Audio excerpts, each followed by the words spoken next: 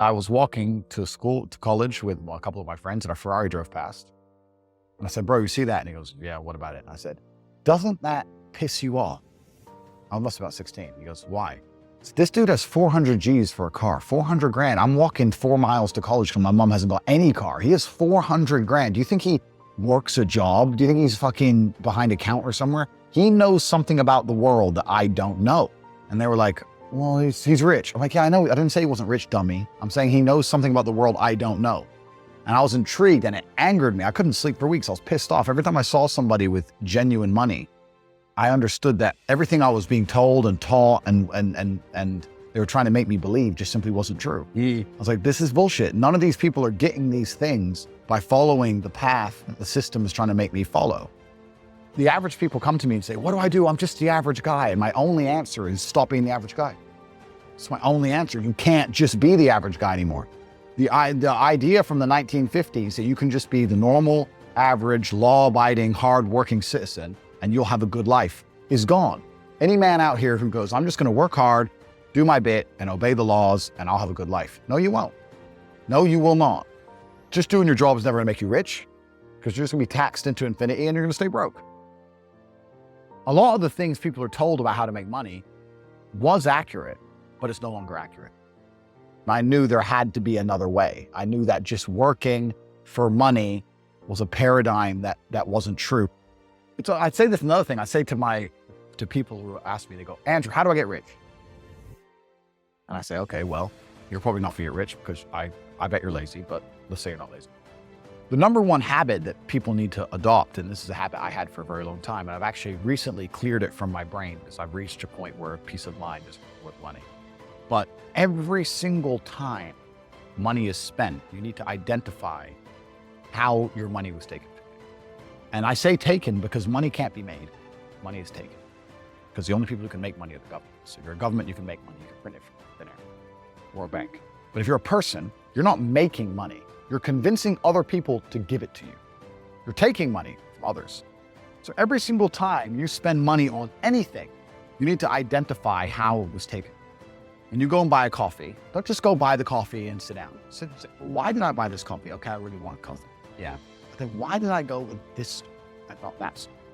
Is it better advertising? Does it have less of a line? Do they have seating? How did they convince me to come in here? How much did this coffee cost? £6.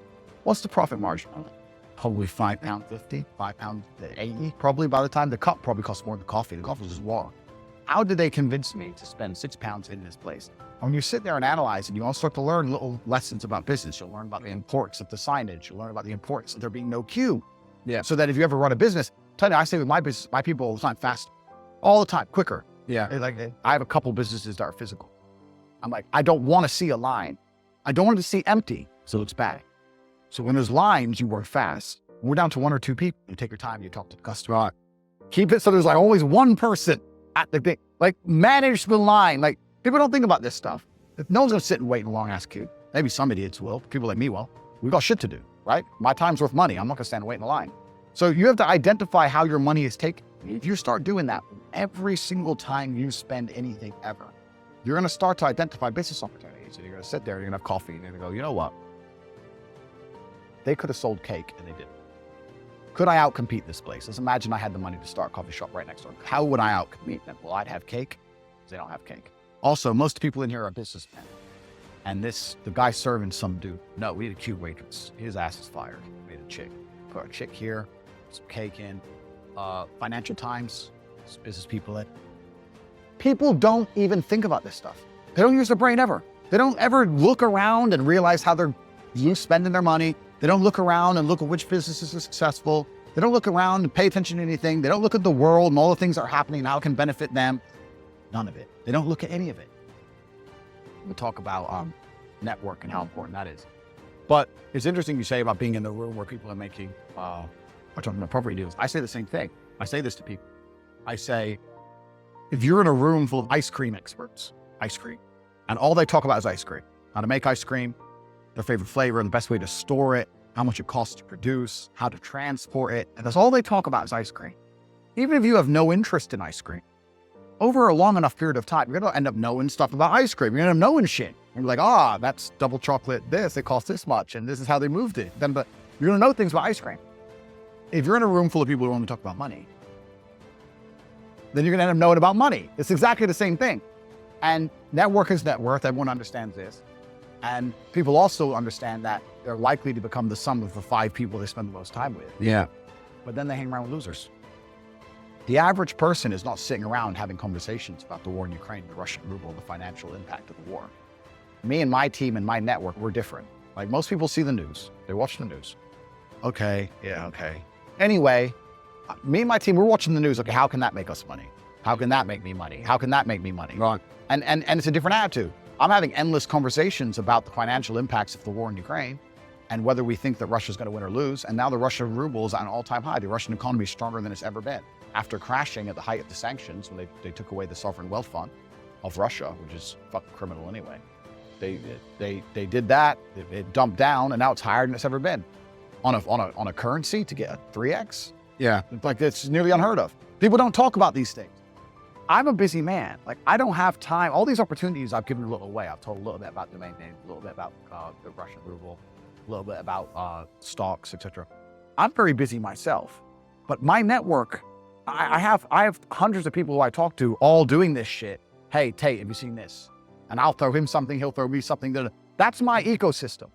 That's who I talk to. Those are my friends. We don't talk about Rihanna. We don't talk about football. We don't talk about Love Island. We don't talk about anything other than money. How are we not going to make hundreds of millions of dollars? How am I not going to have money? Like, that's all we talk about. It's all we do. So I say this to people and say, when's the last time, we talked about the coffee shop example. I say this to people all the time. When's the last time you sat and talked about money? What do you mean? When's the last time you sat down with someone and talked about money? What do you mean talk about money? Well, if you don't know what to talk about, then you don't understand money. So go learn how money works. Go learn how a bank works. Go sit on YouTube for free. You don't just pay 50 grand in 4 years for university. Go sit on YouTube and understand money, banking, or the real estate market, any of it. Understand the last housing price crash, why it happened. Understand mortgage rates, how that's affected by interest rates. Understand it, and then go sit with someone else who understands it. Talk about it. Oh, yeah, I should do that. Yeah. Back to you. Just even being around people with money, it's just a good place to be. I'll give you an example. I was in Romania, and I have the largest car collection probably in Romania. I have 28 supercars, everything you can name. And I went to a town called Cluj-Napoca. It's on the border of Hungary.